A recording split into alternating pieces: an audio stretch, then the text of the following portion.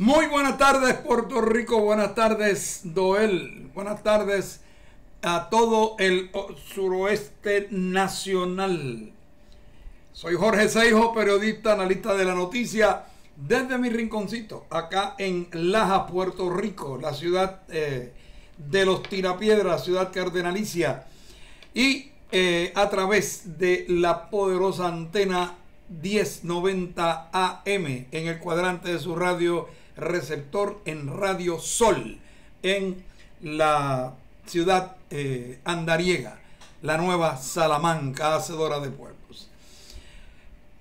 Como les dije, soy Jorge Seijo y estoy aquí con un propósito, como todos los días, cada vez que nos comunicamos con ustedes, y es compartir con ustedes un análisis serio, sobre todo de aquellas noticias que entiendo debieran ser de conocimiento de ustedes, sin importar quiénes son los actores, quiénes, dónde se origina, quiénes son los que la reportan o la transmiten. Eso no es importante. El mensajero no es lo que cuenta. Lo que cuenta es la noticia y el contenido de esa noticia y cómo nos afecta como pueblo, como nación, marcando de esta manera lo que debiera ser el patrón informativo a seguir por todos los medios que alegan servir este país de alguna manera, alega siendo informadores del país. Flaca forma de hacerlo, porque nosotros hacemos lo contrario de lo que ellos hacen. Nosotros andamos en la búsqueda de la verdad que ellos pretenden esconder detrás de la noticia. Bueno, y parte de esa verdad es que hoy es martes 30 de abril. Se acabó el mes de abril. Martes 30 de abril del 2019, por lo que es igual el 25º día de Nisan del año 5779. Hoy es la víspera de mañana.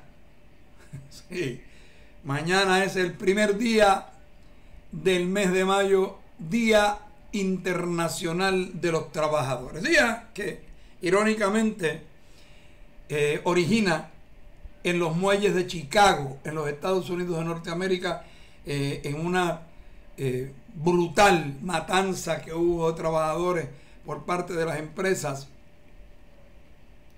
Y el mundo entero hoy, el día de mañana, celebran el primer día de mayo en todos los planetas, en todo el planeta, menos en los Estados Unidos de América, lugar donde nació. Pero esa es la triste realidad de ese sistema, de ese excelente país que nació en el 1776 y que murió en el 1913 definitivamente, que venía dando traspasos. Y decía don Pedro Albizu Campos que cuando uno empieza a resbalar cuesta abajo hasta que no se rompe el pescuezo, no se detiene, y ese pescuezo, ese país se lo rompió en el 1913, cuando se aprobó de manera ilegal, de manera absurda, en pleno de un invierno crudo, cuando los legisladores se habían ya prácticamente marchado a sus distintos estados y lo que quedaba era una minoría ultraconservadora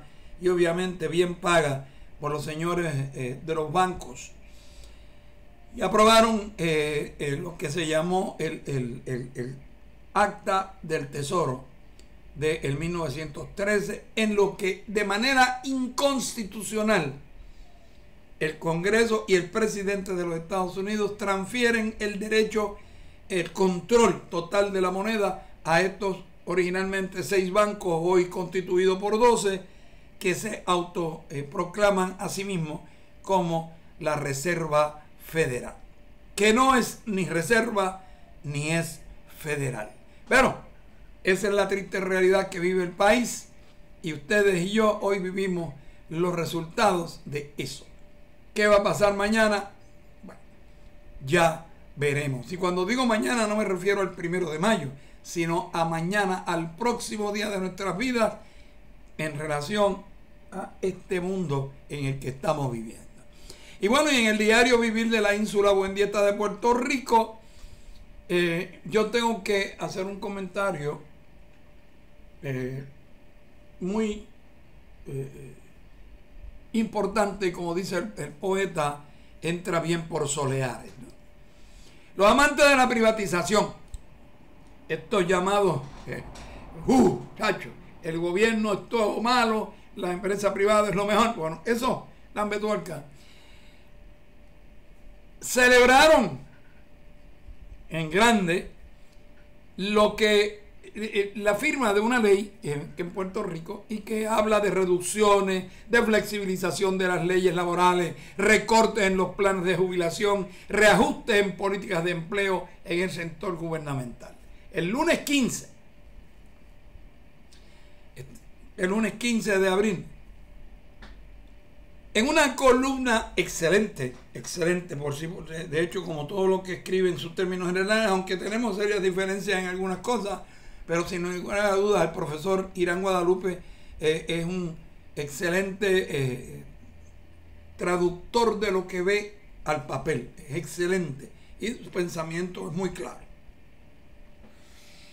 Pues ese día Metro, periódico Metro, le publicó a Irán Guadalupe su columna Errada política privatizadora.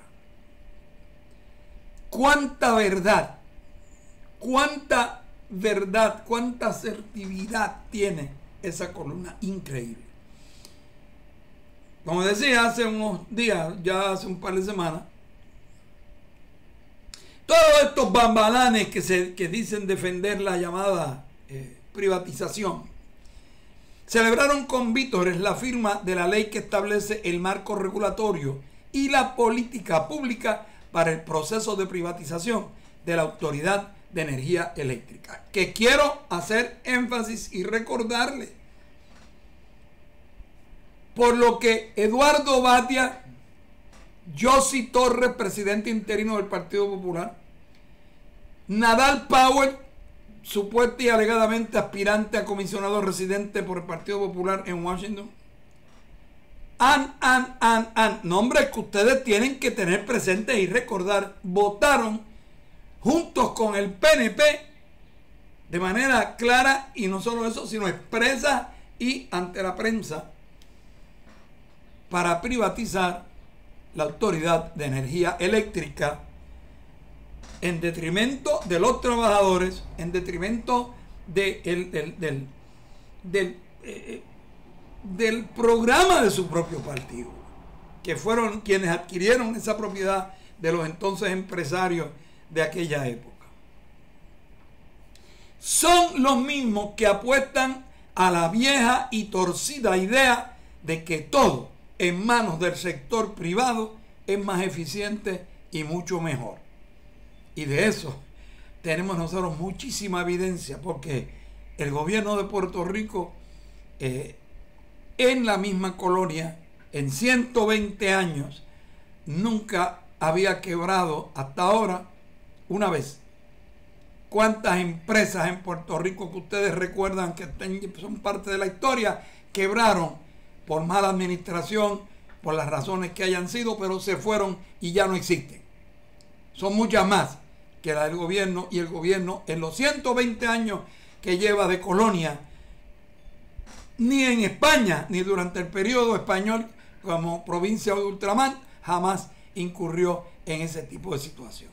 Pero ellos alegan que por fin la isla se habrá de encaminar hacia una gran transformación, por Dios, de su sistema eléctrico, que se reducirán las tarifas. O sea, déjenme controlarme. Eso es lo que estos idiotas se repiten a sí mismos. Ellos terminan creyéndoselo y así se lo venden a cuanto morón hay ahí que no lee, que no se instruye y que no busca lo que ha sucedido en otros países donde han hecho esto, para que vean lo que ha resultado de ellos. Pero no, ellos le dicen que van a reducir tarifas, que no nos moveremos hacia el uso de fuentes renovables de energía y que todos los problemas que hemos enfrentado con la Autoridad de Energía Eléctrica se resolverán como magia, ¿no? Poco a poco, desmembrándose, o sea, eliminando sistemas, eliminando todo, es lo único que van a hacer. Será cuestión de tiempo, continuaba el profesor, diciendo que ver la forma en que esa privatización de servicios públicos esenciales, como la energía, revierte negativamente contra usted, contra mí, contra todos los ciudadanos del país. Y es que esa idea, la de privatizar a la Autoridad de Energía Eléctrica, está impregnada del discurso sucio, asqueroso, difamatorio, neoliberal, que a todas luces y ante la crisis económica que nos abate, parece fascinar por igual a sectores disímiles del espectro político ideológico del país, más allá de líneas partidistas. O sea, la flauta de Amelín o el cántico de sirena atrae a rojos, a verdes y azules por igual, sin distinguir sus colores. Desde conservadores hasta profesos liberales, son contadas excepciones, gruñen por la utópica creencia de la fe en el libre comercio, de Free Trade Faith, como paliativo para resolver los problemas deficitarios del Estado. Y la pregunta que yo les hago, por Dios, ¿qué es el mejor ejemplo de que esto es imposible que los propios Estados Unidos, cuyo problema del gobierno en estos momentos es la deuda tribillonaria que tiene, va por 17 trillones de dólares en deuda? Endeuda a estos señores 12 bancos privados, que son los únicos que están bien en todo esto, los dueños de los bancos, sus accionistas y sus corporaciones subsidiarias. Sencillamente promulgan la privatización como receta a la desfiguración económica estatal. Claman por políticas agresivas para reducir el aparato gubernamental, acompañado de medidas dirigidas a desregular la actividad del mercado. La idea, en todo esto, lo que hay en síntesis, es limitar la oferta de servicios públicos e impedir la permanencia y ampliación de los derechos del sector productivo de la población en el supuesto de los costos que conlleva para el gobierno y el sector privado. Los amantes de la privatización también hablan de reducciones y de flexibilización en leyes laborales, que es lo peligroso. Recortes en los planes de jubilación, en lo que ya usted pagó. Son recortes para no tener que hacer aportaciones como requiere la ley. Y reajuste en políticas de empleo en el sector gubernamental, sugiriendo una disminución en ese sector, sea a través de la congelación de plazas o el despido, por la maldita convencimiento que tienen estos idiotas neoliberales de que el gobierno de Puerto Rico es demasiado grande. Es probable que lo sea, pero eso no lo sabemos si lo estamos comparando con la industria, que es enanista. O sea, el problema de la empresa privada en Puerto Rico es que es enana, y cualquiera que se le pare al lado con una pulgada más grande que ellos es gigante. Por tanto, no sabemos con certeza, aunque la evidencia arroja, la comparación que se ha hecho con otros países similares a Puerto Rico, es que la cantidad de empleos que tiene el gobierno promedio están dentro de como le llaman el ballpark figure, de la figura dentro del parque, que establece más o menos el mismo tipo de empleo, de cantidad de empleados. Por eso, todo lo que hace el gobierno, señalan algunos, dicen ellos, es ineficiente. ¿Por qué? Porque el gobierno no permite las reducciones y la flexibilización de leyes laborales. Al contrario, es el gobierno el que las implementa. Es un pensamiento ideológico que se valida en la estrategia comunicacional de demonizar todo lo que hace el gobierno. En estos años, estos últimos años, que hemos vivido de crisis, esto es desde el 2006 para acá, y posteriormente, los miembros de la Junta de Control Fiscal impuesta por el Congreso Federal han sido claves en la promoción de esa ideología al insistir casi categóricamente que nada en el gobierno funciona y que la única salida es vendernos a pedacitos. Eso es lo que están haciendo, eso es lo que quieren hacer y eso es lo que nosotros como pueblo estamos permitiendo que pase, que es lo peor. Porque ¿qué estamos haciendo? ¿Cuántos de ustedes va a estar mañana en esa parada? ¿Y qué se va a lograr con esa parada? ¿A cambio de qué? ¿Qué está haciendo el pueblo para terminar con esta práctica de esta Junta de Control Fiscal que acaba el presidente Trump de reconfirmar a todos estos bandoleros que nombró Barack Obama? Delincuentes que fueron los culpables, que fueron los instigadores, que fueron los que implementaron el esquema de robo y pillaje y de los préstamos y violaciones a las leyes de Puerto Rico, el dejar a un lado las leyes que salvaguardaban la Constitución. Todo eso lo hizo este mismo grupo. 3 de ellos están representados allí en esa junta y vuelven y y hay que preguntarse, ustedes tendrán que preguntarse, ¿cómo es posible que un Donald Trump haya dejado pasar la oportunidad de nombrar su gente, de su manera de pensar, y dejar a 6 o 7 individuos que nombró Barack Obama? Pregúntense ustedes si aquí no hay una conspiración que conlleva demócratas de la gente de Obama con republicanos de la gente de Trump. Señores, sencillamente ahí está su aval. Su aval a la privatización de la Autoridad de Energía Eléctrica. Su espaldarazo a las escuelas charters. Su insistencia de vender las estaciones de radio y televisión de la Corporación de Difusión Pública de Puerto Rico, la WIPR y WIPM, acá en Mayagüez. Su postura en favor del cierre de recintos de la Universidad de Puerto Rico, su impulso al desmembramiento de los sistemas de pensiones de empleados públicos y otro montón de cosas más. Ahí está. Y ustedes no lo querrán ver, pero ahí está.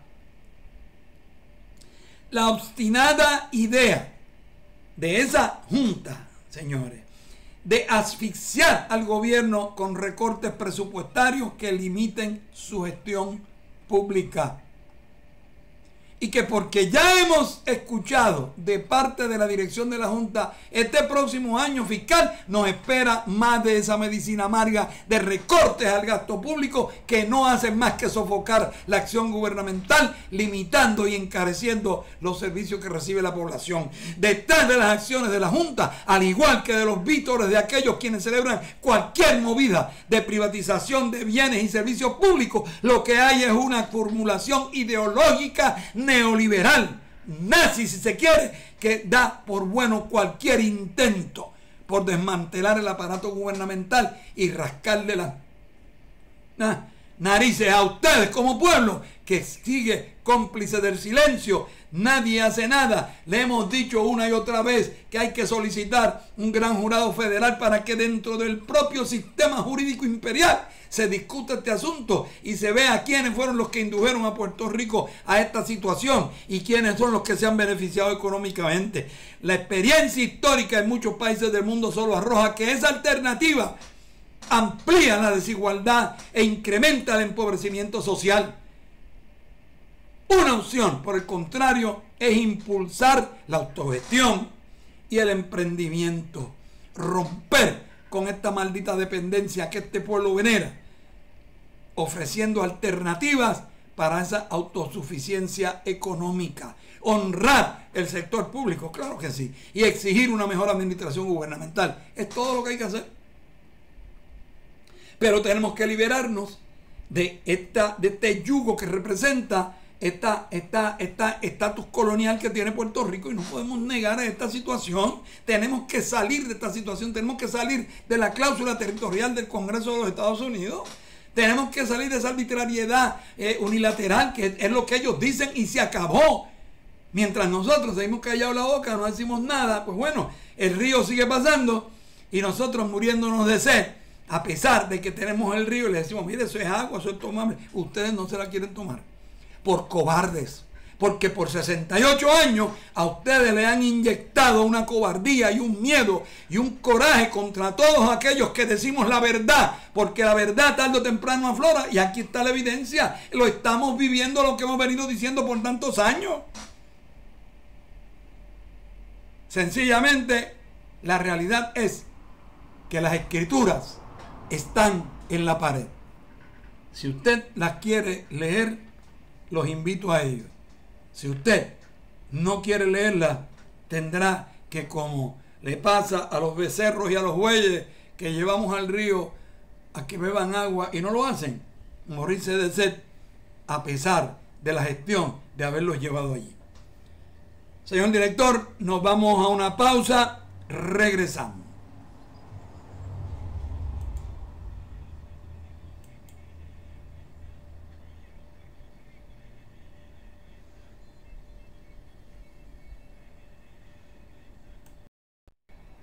Gracias, señor director, muy amable con devolvernos los micrófonos acá a mi estudio acá en Laja, Puerto Rico, y en cadena con Radio Sol 1090 AM en el cuadrante de su radio receptor. La antena 1090, la poderosa, cubriendo todo el suroeste nacional. Bueno, y siguiendo con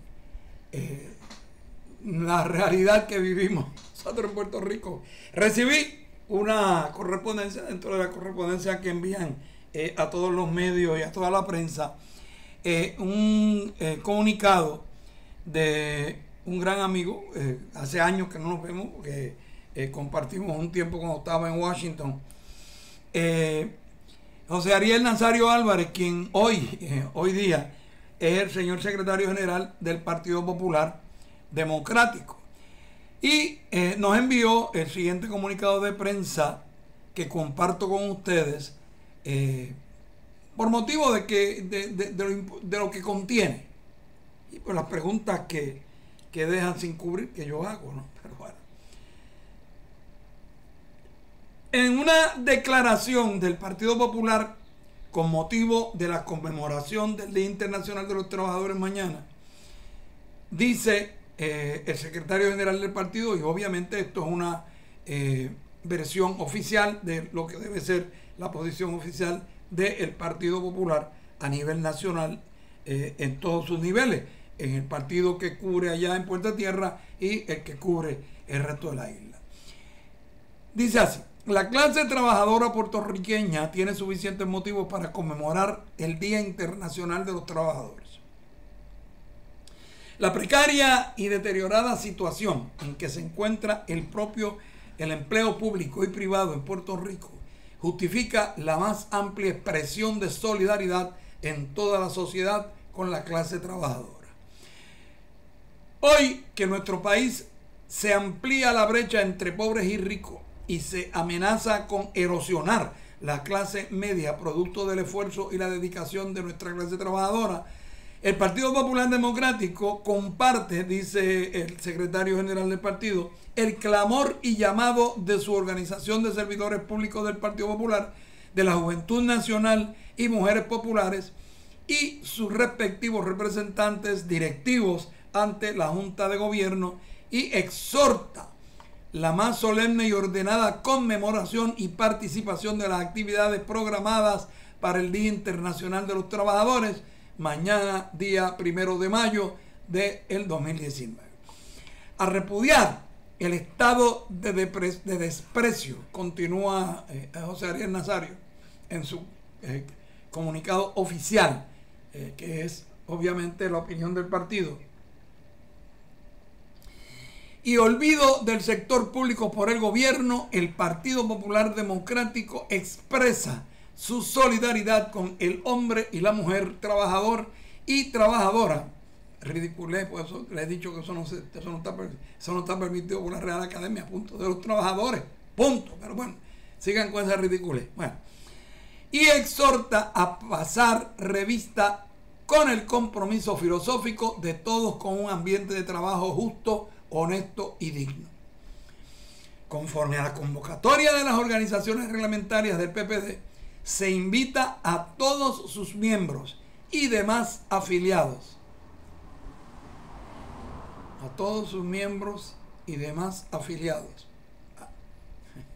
a darse cita a las 9 de la mañana en el Comité Central del Partido Popular en Puerta de Tierra, desde donde se movilizarán a los puntos de encuentro previamente convenidos. Dado en San Juan de Puerto Rico el día 29 de abril del 19 por el licenciado José Ariel Nazario y Álvarez. Muy bien, pero surgen unas preguntas, y yo creo que la más importante que se cae de la mata es: ¿cuántos municipios populares le van a dar el día a los trabajadores para concurrir a esa marcha? Conmemoración del Día Internacional de los Trabajadores. Digo, yo exceptuando, claro está, aquellos que realicen labores de seguridad o de emergencia. Pero los demás tienen permiso, les van a dar el día. Yo entiendo que debieran darlo. Yo entiendo que no importa cuántas más críticas pueda hacer los delincuentes del partido de gobierno a ellos, de todas maneras ellos lo hacen y nadie se los critica, porque ustedes siempre están callados la boca y le tienen miedo a su propia sombra. Pero la pregunta es: de los 55 municipios, ¿cuántos de los alcaldes van a estar allí con su gente en vehículos, le va a dar transportación, y los municipios van a estar estrictamente con el mínimo de personal, con el skeleton crew típico que se usa en las empresas para dirigir las emergencias o la seguridad del pueblo? La pregunta está lanzada. Veremos a ver mañana los resultados. Mientras, y sorpresivamente, uno de los mejores comisionados electorales que sin duda ha tenido el Partido Popular, y en especial cuando extrañamente el fracasado San Antonio, o sea, que nadie sabe dónde fue a parar, un individuo que tuvo en sus manos evidenciar, dar por seguro o no el medio del conteo por el escáner, teniendo el resultado electrónico y las papeletas en las mismas mesas, se negó, no insistió y nunca se logró hacer un recuento electoral de las pasadas elecciones, por las cuales yo sigo preguntando cómo es posible que un partido que tenga 55 municipios contra 23 no tenga ni la gobernación, ni la Cámara, ni el Senado. ¿Qué estaba reportando cada uno de esos escáneres? No lo sabemos, porque no se hizo un recuento en el momento en que estaban allí a ver si los resultados eran los mismos. Pero mejor que eso, sin lugar a dudas, tuvo la suerte de que llegó un individuo como Miguel Río allí, que definitivamente ha sido, pero sorpresivamente el viernes presentó renuncia al cargo, y bien sabido es, por experiencia, tanto nosotros en el campo del periodismo como ustedes como ciudadanos, que este tipo de renuncia de este tipo de funcionario con un excelente expediente como el que tiene Miguelón, son resultados de sismos internos que presumo no nos habremos de enterar, porque dudo que Miguel haga un comentario público en ningún lado privado, y menos aún yo si diga lo contrario. Pero qué bueno, muchachos, vamos a ver cómo resolvemos el problema.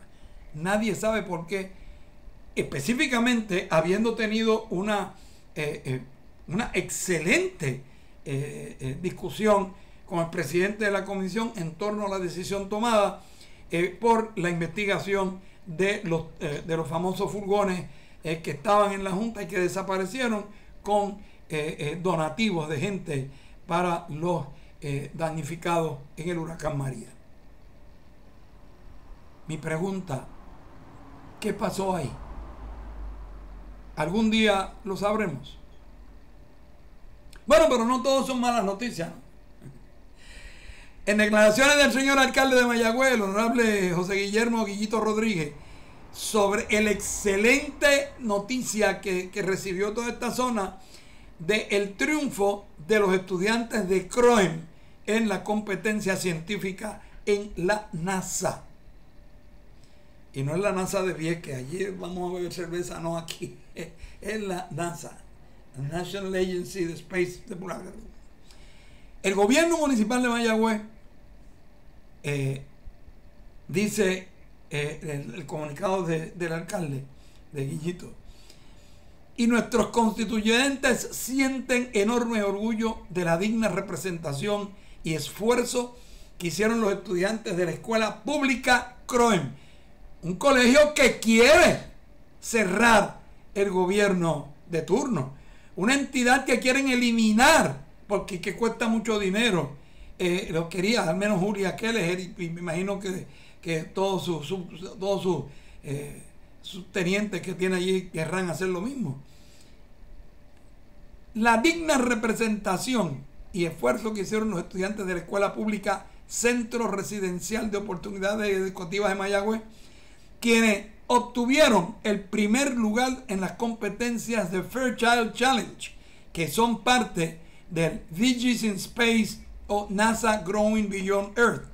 Es un programa para el cultivo de comida en el espacio, para que los astronautas puedan estar mucho más tiempo sin tener que cargar, sino que poderlo producir. Y en ese programa, que auspicia la Agencia Nacional de Aeronáutica, culminó en Miami hace unos días, y la escuela CROEM, que había sido fundada por don Ramón Claudio Tirado en el 1968, y desde allí han cosechado múltiples triunfos en el campo de la educación.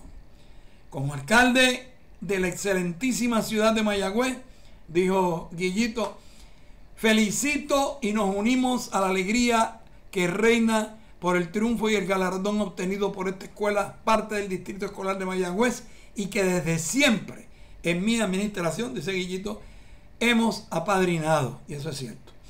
Felicitamos al director de CROEM, al profesor Milton Tomasini, a los profesores Brenda Cabrera, Venus Vargas, a los estudiantes Fabián Segarra Rodríguez, Alanis Collado Cruz, Andrea Cabot Sorrentini, José López Maldonado, Daisa Orange Rivera, Sophie Lu Xu y Julián Canaval Rodríguez, quienes se esforzaron para presentar el proyecto La fijación de nitrógeno en semillas de lechuga y el uso de cenizas de madera como fertilizante en plantas cultivadas en un entorno similar al planeta Marte. Hoy redunda en la obtención del primer premio en tan importante competencia entre las escuelas superiores de todos los Estados Unidos de Norteamérica. Una vez más, esto demuestra la excelencia académica de esta escuela residencial con énfasis en ciencias y matemáticas ubicada acá en el oeste y en el caso de esta escuela en Mayagüez. Y aprovecho la ocasión, acotó el señor alcalde, para anunciar que esta misma semana haremos un reconocimiento en la Casa Alcaldía a estos croemitas héroes científicos que han puesto el nombre de Mayagüez y Puerto Rico muy en alto. Firma la nota, señor alcalde de Mayagüez, don José Guillermo Rodríguez. Enhorabuena, enhorabuena al sistema educativo, a los maestros, a los estudiantes que hicieron el trabajo.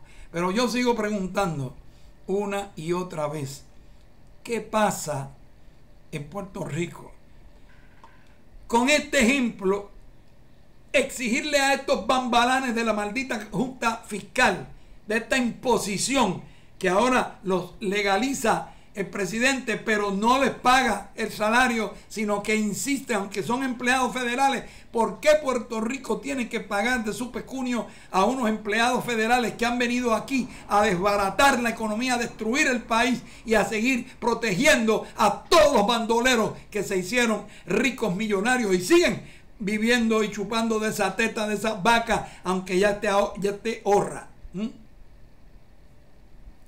¿Qué pasa con la recomendación que hiciera el licenciado Juan B. Torruella de que 10 ciudadanos decentes, 10 ciudadanos que no tengan no se paren la grama, 10 ciudadanos que sean ciudadanos responsables, probos, que en Puerto Rico no solo hay 10, ni 20, ni 50, hay cientos de miles de seres humanos así, que no han estado envueltos en política, que no son independentistas, pero que son gente decente, a pesar de que no sean independentistas.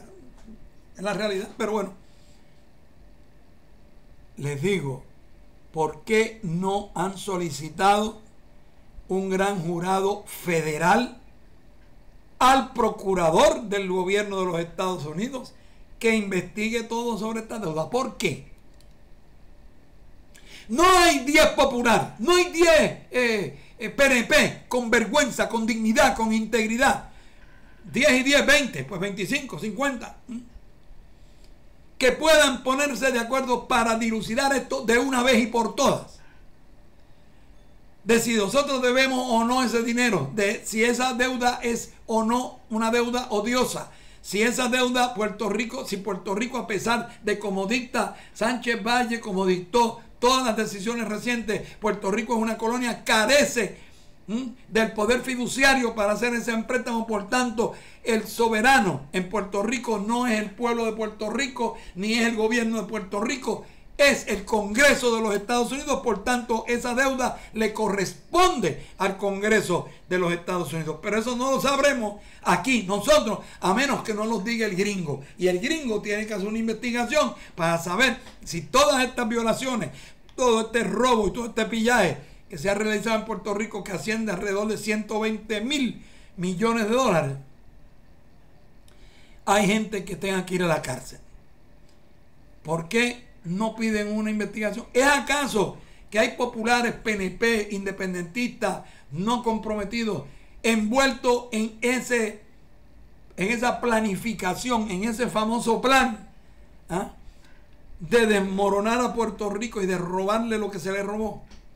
Que ahí hay gente que dicen ser populares, que dicen ser PNP, que dicen ser independentistas, que lo que son una caterva de bandoleros, ladrones con nombres y apellidos grandes. Pero eso, el pueblo de Puerto Rico se convierte en cómplice al callar, al no decir nada, al no exigir, al no quemar gomas en las calles, al no protestar. Pero, señores, es más importante, porque hay que estar pendiente, porque Leopoldo López se exilió en la Embajada de Chile, porque Guaidó no tiene ni siquiera la capacidad para asegurarle la vida. Lo saca de donde estaba protegido, en su casa, con su familia, con protección militar al frente de su casa, bien protegido, bien cuidado. Lo sacan de allí y el tipo tiene que arrancar, correr y exiliarse en la Embajada de Chile con su familia, teniendo que dejar su casa, sus cositas, sus memorias, sus recuerdos en manos de sabe Dios quién. ¿Por qué? Porque el llamado presidente interino de la República de Venezuela no le puede garantizar la seguridad después que lo sacó. Pero eso es más importante, bueno, muy importante, que también es bien importante para Puerto Rico, que aquel baile el raqui que gana un premio. Eso sí es importante. No es importante en lo más mínimo para los puertorriqueños, según la prensa de este país, que es la que se encarga de crear la corriente y la opinión pública. Es más importante eso que estar preocupado porque nos están robando el país, nos están desmantelando el país, nos están envenenando con el uso del glifosato, producción de Monsanto en Puerto Rico. Están contaminando nuestros acuíferos, nos están matando lentamente y aquí la gente nos dice un maldito demonio. Pero ¿qué se puede esperar de una generación que ni siquiera sabe cómo se llama el nombre, o cuál es el nombre del himno nacional de Puerto Rico? Que de hecho es un embuste, porque esa poesía no es ni escrita por un puertorriqueño, esa letra, porque Manuel Fernández Junco no nació en Puerto Rico. Sabe Dios en qué callejón nació, producto de sabe Dios qué acción en algún callejón de algún marinero con la primera mujer que encontró de camino, y después vino y se exilió en Puerto Rico y le escribió esa poesía a Puerto Rico para lamber ojo. Y entonces aquí, como Muñoz no tuvo los aguacates que se requerían para actualizar, o cuando se oficializó el himno de Puerto Rico, no tuvo el estómago de aceptar la letra que ya era famosa, escrita por doña Lola Rodríguez en el himno de Lares. No se atrevió. ¿Qué hizo Ferré tan pronto subió? Le puso al himno de Puerto Rico oficialmente la letra de Manuel Fernández Junco, a una letra, a una música que se había robado el otro emigrado español, porque esa música es propiedad de don Paco Ramírez de San Germán. Era una composición que se llamaba Almojábanas, pero era tan famosa que doña Lola la utilizó para el himno nacional en la Guerra de Lares. Pero así se escribe la historia. Pero si no se la narran este pueblo vive ignorante.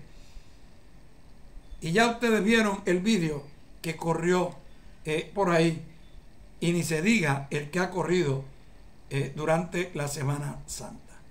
Señores, debo recordarles,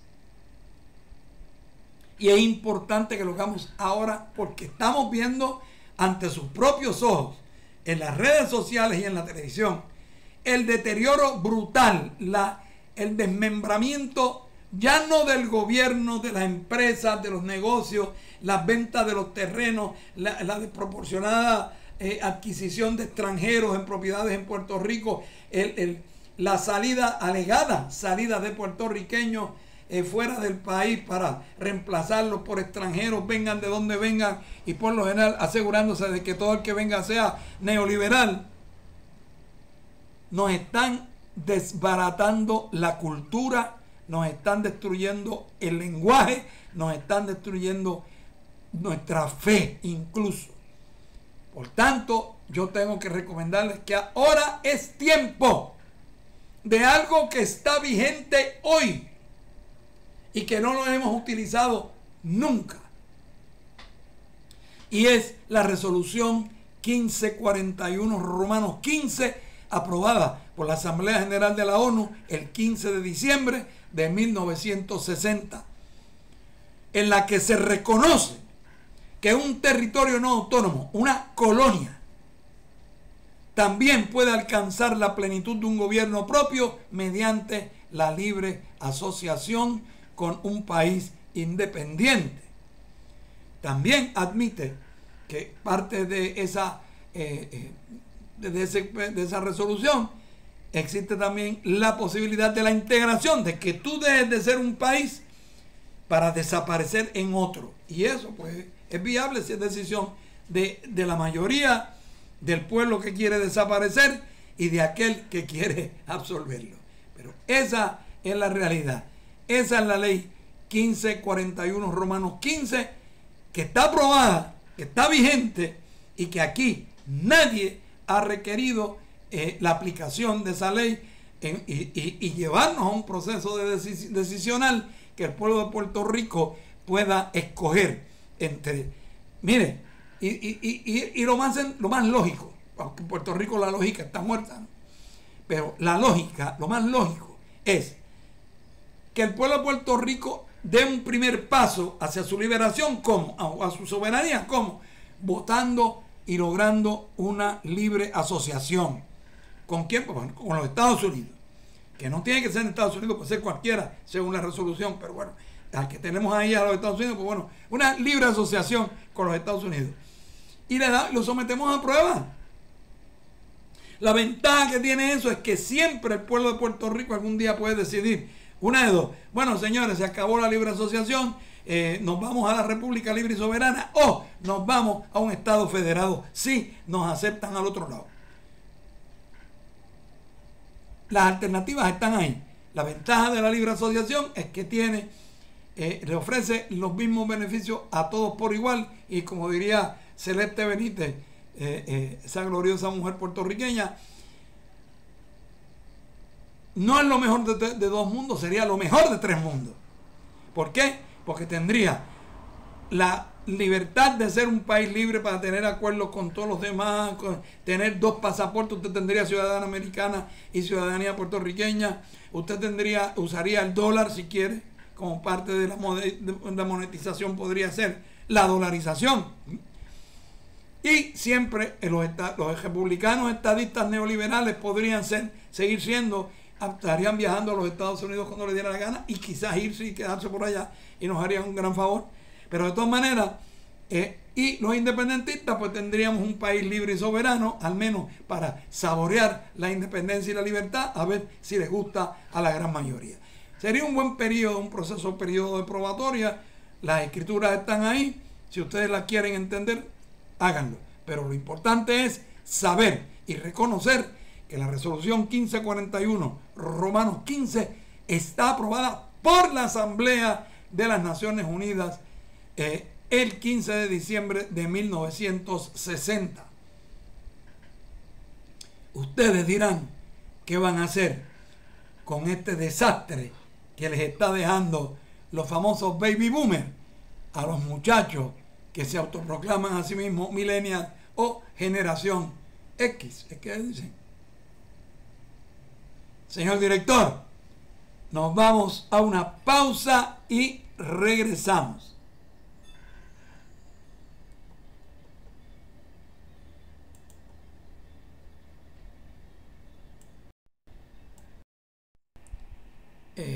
En más de una ocasión yo he insistido en que la ignorancia no te da derecho a ser torpe. O sea, si eres torpe, no justifica, es que yo no lo sabía. Como el desconocimiento de las leyes no te autoriza a violarlas. Si eres torpe, eres torpe. Y hay gente que yo no sé, yo no me enteré. O sea, punto. Torpe es torpe. Y ya ustedes saben a quién aplicarle esas cosas. Señores, en un artículo que publicó otro Puerto Rico es Posible, el 26 de abril, Yaris Río González escribió un tema que yo creo que deben ustedes tener presente y escucharlo con detenimiento. Sectores comprometidos con la educación pública del país celebraron la repentina y atropellada salida de Julia Kelleher del Departamento de Educación y del Gobierno de Puerto Rico como una gran oportunidad para revertir el cierre de planteles escolares al programa de escuelas charter y los vales educativos. Inmediatamente, como un resorto, el gobernador Rosellito Roca, gobernador putativo de Puerto Rico, descartó una reconsideración de tales medidas porque las mismas son decisiones de políticas públicas que, según él, no corresponden a determinación de la secretaria o secretario. Y señaló: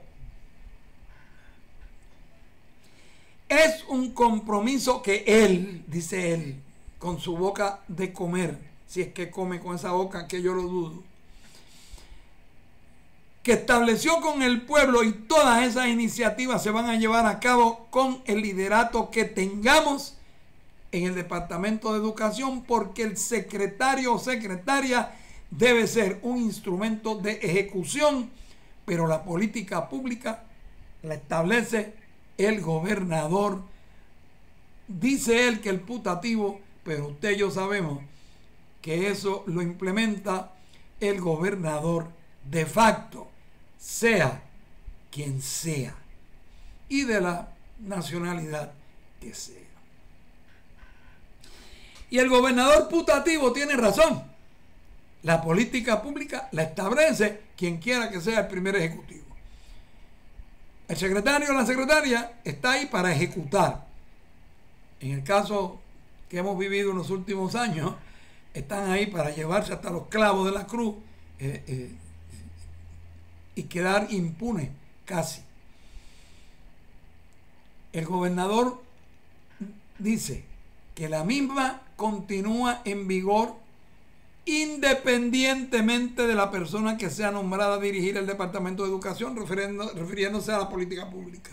No obstante, es importante señalar que las escuelas charter y los vales educativos impulsados por la administración de Rosellito Roca no son ideas originales, aunque él no se ha atrevido a decir que son ideas de él, porque sabe lo que le van a decir de el robo de ideas.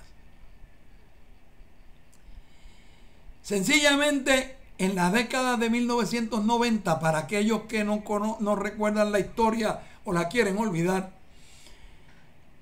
en el 1990 propuestas igualitas, oiga, con cada punto sobre la misma I, igualita, fueron promovidas férreamente por el pedrófugo malandrín, cleptócrata y merdócrata Pedro Rosselló González, entonces gobernador de Puerto Rico y padre de este engendro que hoy gobierna el país. Esta vez su interpretación fue distinta. Sí. Un elemento diferente de la política educativa que está siendo adoptada ahora es el cierre de escuelas. Esta idea, sin embargo, tampoco es del gobernador Rosellito Roca. Él solo la acogió, sí, le gustó. Porque esto viene desde el 2015, en el famoso informe Ann Kruger. ¿Recuerdan a Ann Kruger? A Rajit Teja y Andrew Wolf. Estos son funcionarios del Fondo Monetario Internacional, que no sé por qué tienen que estar en Puerto Rico haciendo recomendaciones, porque Puerto Rico está fuera de esa jurisdicción. Fueron contratados por el gobierno de Puerto Rico durante la administración ¿de quién? De Alejandro García Padilla. ¿Con qué propósito? Para que produjeran un informe en torno a la situación fiscal y económica del país, así como la sostenibilidad de la deuda, pues los inversionistas ya estaban percibiendo la posibilidad de un impago en Puerto Rico. Kruger, una muy reputada, por cierto, economista, especialista en reformas económicas para países en desarrollo, fue la que dirigió el grupo, por eso le llaman el informe Kruger. Sencillamente, como funcionaria ejecutiva del Fondo Monetario, había estudiado la crisis argentina, sobre todo a principios de la década del 2000, y había avalado las políticas neoliberales de ajustes conducentes a medidas de austeridad para el pago de la deuda. Y ya ustedes saben lo que ha pasado en Argentina y lo que está pasando hoy. El documento que produjo esta comisión se tituló Puerto Rico A Way Forward, un paso al frente. Pero se llamaba así oficialmente, pero todo el mundo lo conoció como el informe Kruger. Este informe fue divulgado alrededor del 29 de junio del 2015. Horas más tarde, habiendo dado el informe, Alejandro García Padilla anuncia al país que la deuda pública era impagable e inmediato. Las agencias de clasificación de riesgo degradaron la deuda de Puerto Rico, limitando su acceso al mercado de bonos. El informe Kruger realiza el siguiente diagnóstico sobre la situación económica y fiscal del país.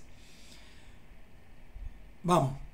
Los problemas de la economía insular son estructurales. Los déficits fiscales son mayores que los estimados oficiales. La deuda pública no es sostenible sin crecimiento económico. Más lógico que eso. Y la política de austeridad serán insuficientes para pagar a bonistas y habrá que reestructurar la deuda. 2015. Las recomendaciones eran exactamente iguales a las que se habían hecho en el informe que había sido producido en el 1975 por el entonces gobernador Rafael Hernández Colón por el Comité para el Estudio de las Finanzas de Puerto Rico. Ya desde el 75 se sabía, digo, ya no, ya desde el 2006, si ustedes recuerdan, ya nuestro querido amigo José Israel Alameda había, con otros economistas de verdad de Puerto Rico, no de embuste, de verdaderos profesores de la universidad, habían advertido esto y se lo dijeron a Fortuño, y Fortuño le importó un demonio. Le dieron las soluciones, las recomendaciones que había que hacer y las ignoraron. James Tobin, un reconocido economista de la Universidad de Yale, muy conocido en Puerto Rico, presidía ese grupo de trabajo durante la administración de Hernández Colón. Limitar el gasto público, desreglamentar el mercado laboral y otorgar más incentivos a las corporaciones fueron, en términos generales, las sugerencias en aquella ocasión. Puro neoliberalismo de la peor calidad. Para algunos marcó el inicio precisamente de esas políticas, de la llegada a Puerto Rico de la política neoliberal y las medidas de austeridad en Puerto Rico, muy mal administradas, muy mal implementadas, con los resultados que hemos visto. El informe Kruger hizo recomendaciones que comprenden en 3 áreas particulares: reformas estructurales, ajustes fiscales y deuda, y credibilidad institucional. Perdón. Propone este estudio, el de Kruger, según nuestra autora, reducir los costos laborales, mejorar el ambiente de negociación y privatizar la producción de energía para reducir gastos y mejorar la competitividad. Desde entonces yo estoy peleando con ese informe Kruger. Yo no puedo entender cómo, a menos que no hubiera una mala intención, o que ya estuvieran ya contaminados estos genios asesores, porque cómo usted tiene el descaro y el atrevimiento de decir que para reducir gastos y mejorar la competitividad había que privatizar la energía. Si eso es una corporación que no eran gastos del gobierno, era de la agencia que capitalizaba y producía dinero. Que estaba mal administrada, que habían carteles aquí y allá, y que nadie ha vuelto a mencionarlos, que habían chanchullos y rackets con compra de petróleo que los laboratorios certificaban que eran buenos cuando en realidad no lo eran, porque estaba el del laboratorio estaba pago a billetazo limpio. Eso es verdad. ¿Por qué no se corrigió eso? Y se sugiere, ¿por qué no se hace el análisis de corregir eso y se sugiere que se privatice? Sugirió además reestructurar la deuda pública y establecer una junta de supervisión fiscal para que observara el cumplimiento del plan de ajuste fiscal. La pregunta es, han querido privatizar, pero ¿por qué no han hecho lo de la renegociación de la deuda? ¿Por qué? ¿Por qué no auditan la deuda? ¿Por qué no la sugirieron? Con respecto a los servicios educativos ofrecidos por el Departamento de Educación, Kruger recomendó una reducción en los gastos de 400 millones para el 2020 y 571 millones para el 2025. El mismo día que se publica ese informe y el país se entera de que no hay ingresos para pagar la deuda, el gobernador Alejandro García Padilla estampa su firma en la orden ejecutiva 22 del 2015 con el propósito de crear el grupo de trabajo para la recuperación económica y fiscal de Puerto Rico. Esos miembros de ese comité, de esa junta, era un grupo de trabajo, eran Víctor Suárez, que era el secretario de Estado, sí, ahí viene, César Miranda, secretario de Justicia, Melba Acosta, presidenta del Banco Gubernamental de Fomento, hoy socia en el bufete de abogados con la gata persa, Jaime Perelló, presidente de la Cámara de Senado, y por favor Eduardo Batia, que a la sazón presidía el Senado. Nombró al enemigo, el gobernador. Qué mal asesorado estaba. Ellos tenían la tarea de desarrollar el plan para ejecutar las recomendaciones del informe Krueger. Este se tituló Plan de Crecimiento Económico y Fiscal para Puerto Rico. El plan de crecimiento económico y fiscal señalaba algunas medidas de ajuste fiscal que ya habían sido tomadas por el propio gobierno, ya las habían tomado. Para el Departamento de Educación indicaba que en los pasados 2 años ya se habían consolidado 135 escuelas que habían producido ahorros de 110 millones de dólares. Sin embargo, para lograr el tamaño justo en el Departamento de Educación, proyectaba continuar con el cierre de escuelas como medida de ajustes para ahorrar 290 millones adicionales entre el 2017 y el 2020. El objetivo era alcanzar la cifra de 400 millones de dólares en el 2020, meta trazada por el informe Krueger. Ese dato que la administración de Alejandro García Padilla, esa administración fuera de Rosellito Roca, del Partido Nuevo Progresista, adoptó las políticas similares. O sea, prácticamente, después que lo criticaron, tuvieron una campaña electoral hablando pestes de ese informe, y cogieron el informe e hicieron e implementaron y adoptaron las políticas similares siguiendo el programa de austeridad elaborado por Krueger, Ranjit Taja y Andrew Wolf. Qué bonito. Bien, pero mal administrado terminó en el desastre en que está Puerto Rico.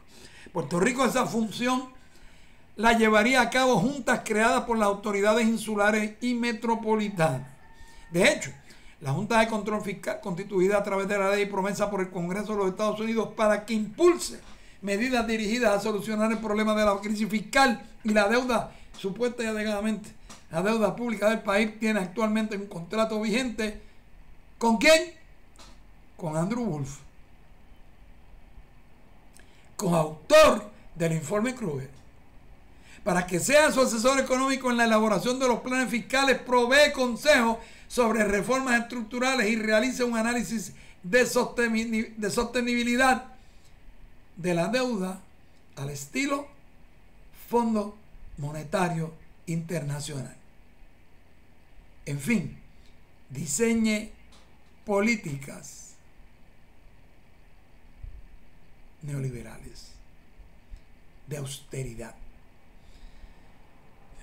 Dice nuestra autora que le parece que el informe Krueger hace un diagnóstico certero en cuanto a la situación del país, al señalar que sus problemas económicos son estructurales y que la deuda pública no es sostenible sin un crecimiento económico.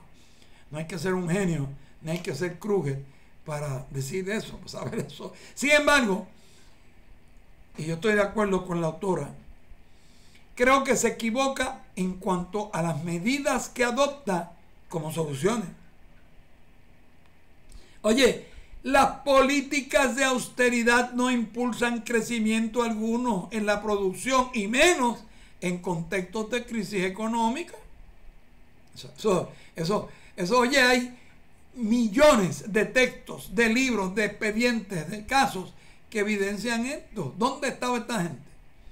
Desde el 2006, recuerda que le mencioné eso, que inicia la crisis económica en Puerto Rico, se han impuesto por distintas administraciones medidas de austeridad dirigidas a reducir el gasto.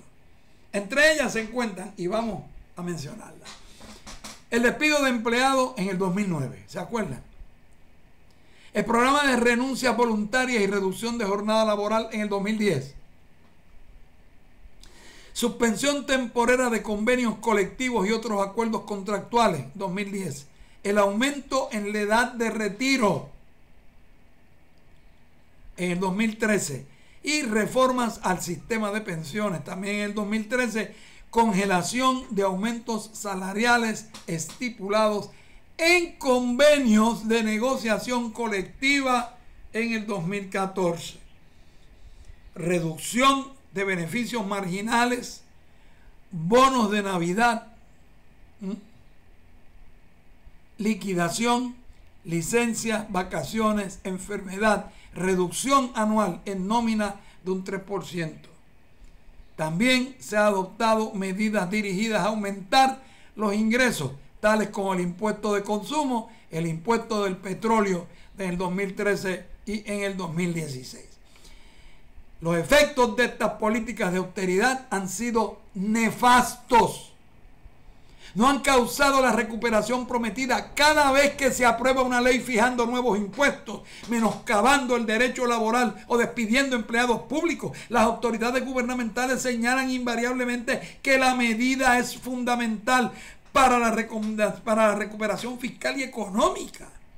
Pero ¿cuáles han sido los resultados? Señores, mire, problemas con la población, producción y trabajo en Puerto Rico desde el 2006 al 2016. Vamos a dar una mirada rapidito. En la tabla que tengo yo aquí al frente, pero que no puedo presentarles a ustedes, obviamente, presentan datos para los periodos históricos del 2006 y el 2016. En el 2016 es el último año por el cual se ofrecen cifras revisadas en el apéndice estadístico del informe económico del gobernador. Ustedes me han oído a mí quejándome que desde el 2014 yo no tengo informe del producto agrícola en Puerto Rico, porque aquí nadie lo quiere dar, ni el gobierno federal, ni nadie. Eso está marcado y ahí estamos nosotros en récord. Tanto la población, la producción, la fuerza laboral como el empleo se redujeron en ese periodo histórico. Las políticas neoliberales y la austeridad no han tenido el efecto de solucionar los problemas económicos ni aquí, ni lo han hecho en ningún lugar del planeta donde se han implementado. Han sido un fracaso total. En todo caso, lo que han hecho es agravar la situación, es precarizar el trabajo y forzar al exilio a miles de personas. Tome por ejemplo la reforma laboral del 2017. Otra medida que fue recomendada por el informe Kruger. Esta reduce protecciones de los trabajadores mientras a la misma vez redefine el tiempo de trabajo extra, reduce los días de vacaciones y extiende el periodo probatorio, entre otras modificaciones aprobadas. Datos publicados en la escuela del grupo de trabajo, del grupo trabajador, realizada por el Departamento del Trabajo, señala la reducción del empleo a tiempo completo y el aumento del trabajo a tiempo parcial, tendencia observada en datos de la encuesta de la comunidad para Puerto Rico desde al menos el año 2006. Como resultado, la compensación recibida por los trabajadores se ha reducido en un menos 5.50%, mientras los ingresos generados por los propietarios han aumentado un 32.53% en plena crisis económica. Estos indicadores son claros, evidencian que la política de austeridad son útiles para ¿quién? Para otros fines, para otros grupos sociales, para otra gente, pero no para el pueblo. Tomemos el caso del Departamento de Educación. El pasado año fiscal tuvo un presupuesto de alrededor de 2.500 millones. Es el más grande, es la parte más grande. Por eso es que ahí que está la fiesta grande de todos los ladrones. Tras el triunfo en las elecciones del 16 del gobernador Rosellito Roca, anunció el nombramiento de Julia Kelleher como secretaria de Educación. La Kelleher en ese momento tenía un contrato como consultora administrativa en esa agencia. La había traído Luis Fortuño Burset, la retuvo Alejandro García Padilla, y obviamente ahí entra a trabajar por vía de Eduardo Batia, entra a trabajar Ramón López de Azúa, esposo de doña Vanessa Monroy, quien Julia Kelleher le entrega su compañía y sus contratos para que lo siga administrando una vez la nombran secretaria de Educación. Por esto me tengo que salir del tema para enfatizar el hecho del marco histórico, para que ustedes estén conscientes de lo que estamos viendo. Recibió, desde el año 2013, había estado ofreciendo servicios al Departamento de Educación a través de la firma Kelleher & Associates. Recibió 5 contratos con un valor agregado de 996.068 según el registro de la Oficina del Contralor. Ñame. Su composición, su compensación para dirigir el departamento, oigan esto, ella no recibía un salario de secretaria del departamento, recibía un contrato de consultoría firmado posteriormente con la Autoridad de Asesoría Financiera y Agencia Fiscal, la AFAF, que dirige Sobrino Vega, valorado en $250,000, la mayor remuneración en la historia del país para secretario de Educación alguno. Aparentemente ese salario no era suficiente, pues realizó múltiples gestiones para recibir una mayor compensación, porque ella era la mujer maravilla. Aparentemente, entre esas gestiones, se encuentran conversaciones con varios directivos de Puerto Rico Education Foundation, una organización sin fines de lucro, claro, de creación reciente. Sí. Que recibe donativos, alegadamente, de empresas privadas que piden el anonimato para impulsar la transformación de la educación pública del país, porque ésta financiara y aumentara su remuneración a $400,000 al año. Los directivos rechazaron la petición, claro está. No obstante, previamente habían accedido a contratar a ciertos profesionales para donar sus servicios al Departamento de Educación por salarios que excedían $200,000. Fíjense el juego legal. Yo te contrato para que tú gratuitamente le des unos servicios al Departamento de Educación por $200,000 cada uno. De acuerdo con la prensa del país y con el Hialansei y con el rumor de pasillo y con el elemento informal de comunicación, que es más rápido y más eficiente que cualquier otro, Elías Sánchez Sifonte, el amiguito de Rosellito Roca, Elías Sánchez Sifonte fue instrumental para que la Kelleher aceptara ese puesto. ¿Y Jay qué tuvo que ver en esto? Sánchez Sifonte había sido secretario general del PNP y director de la campaña electoral en el 2016. Pertenecía además al comité de transición del gobernador entrante Rosellito Roca, y no hacía mucho había sido nombrado su representante oficial en la Junta de Control Fiscal. Nombramiento que recibió cuando una poderosa fuerza por encima del gobernador putativo de Puerto Rico le dijo que ella no lo quería ni cerca de él ni en Fortaleza. Lo sacaron de Fortaleza y lo mandaron allí a observar los intereses del GOBE en la Junta. Eso son lo que hemos escuchado en los pasillos y lo que escuchan nuestros agentes 00, Comisión Federal. ¿Qué tú quieres que te diga? Bueno, para realizar esas funciones, don Elías no devengaba salario alguno, era gratis. Por tanto, mientras era portavoz del gobierno en la institución rectora en las finanzas de Puerto Rico, continuaba ejerciendo su profesión como abogado o como consultor o como cabildero, etcétera, etcétera, etcétera, en el sector privado, de manera similar a otros miembros de la Junta de Control Fiscal. Renunció a ese cargo solo tras 6 meses para dedicarse a tiempo completo a la práctica privada. Oigan esto, ofreciendo servicios ¿a quién? A Wolf Popper and Work Professional Group, WP Group, entre otras empresas.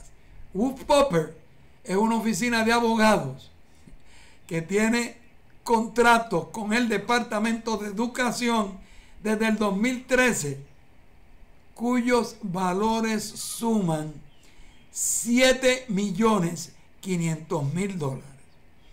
Actualmente tiene un contrato vigente de $1.185.014 y a su vez la firma de consultores W Group está inscrita en el registro de cabilderos de la legislatura. Se alega que Julia Keller creó en el Departamento de Discusión una superestructura paralela para que recursos externos llevaran a cabo, mediante la otorgación de contratos, funciones de empleados regulares. Entre las empresas, oigan esto, porque esto se pone bueno, como dicen, no se vaya que esto se pone en juego. Entre las empresas contratadas se encuentran la oficina de abogados especializados en asuntos educativos Hogan, Haren, Babo and Rose. Si ustedes recuerdan ese nombre fue la firma de abogados que fue expulsada porque, siendo la firma de abogados que representaba al Departamento Federal de Educación en la controversia que había en los Estados Unidos con las escuelas charter, ellos representaron a ambas partes. Al que estaba adquiriendo lo que le habían quitado a la compañía que habían expulsado de educación, y ahí lo provocó que los expulsaran y lo votaran.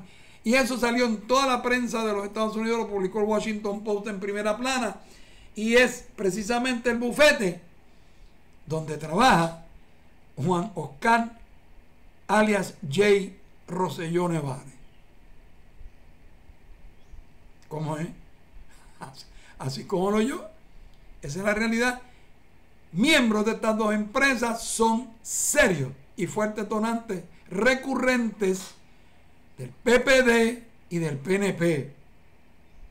Se alega que Julia Keller creó en el Departamento de Educación esta estructura y, como les dije, el abogado Hogan, Haren, Babu y Rose, y con él Jay, que había estudiado con ella en la universidad. De acuerdo al portal electrónico de la firma, como les dije, ahí es donde trabaja Juan Oscar Rosselló Nevares. Su función de Jay es asesorar las empresas vinculadas con el área de educación. Hogan, Haren, Babu y Rose aparece identificándolo como socio colaborador de Keller and Associates en el portal de la firma de consultoría, que es propiedad de la ex secretaria de Educación, que, dicho sea de paso, está en manos de Vanessa Monroy, esposa de Rubén López de Azúa. El protegido de Eduardo Batia, que cuando ya no pudo protegerlo más, lo protegió en la oficina de Roberto Prats Palerm como cabildero. No es eso lo que el gringo llama too close for comfort. Yo entiendo que son nombres que usted tiene que tener bien presentes. Hay mucho de lo que hablar en torno a este artículo, que quizás mañana tocamos parte de ello, sobre todo las áreas de los contratos y toda esta cuestión de él. Mientras tanto, sencillamente tengo que decirles que el río Esteros, que es quien gobierna nuestras vidas en este mundo de la transmisión, nos dice que hemos llegado al final de nuestra jornada en la noche de hoy. Esperando que estén conmigo mañana a las 5 en punto de la tarde, cuando estaremos presentando una edición similar. Mientras tanto, les recuerdo que espero que mañana, es miércoles, estaremos justo en la misma mitad del sendero que nos falta por recorrer para alcanzar la mitad del resto de nuestras vidas. Señor director, después de recibir la bendición de la Virgencita de la Monserrate y cuando usted lo considere pertinente, disponga de los micrófonos.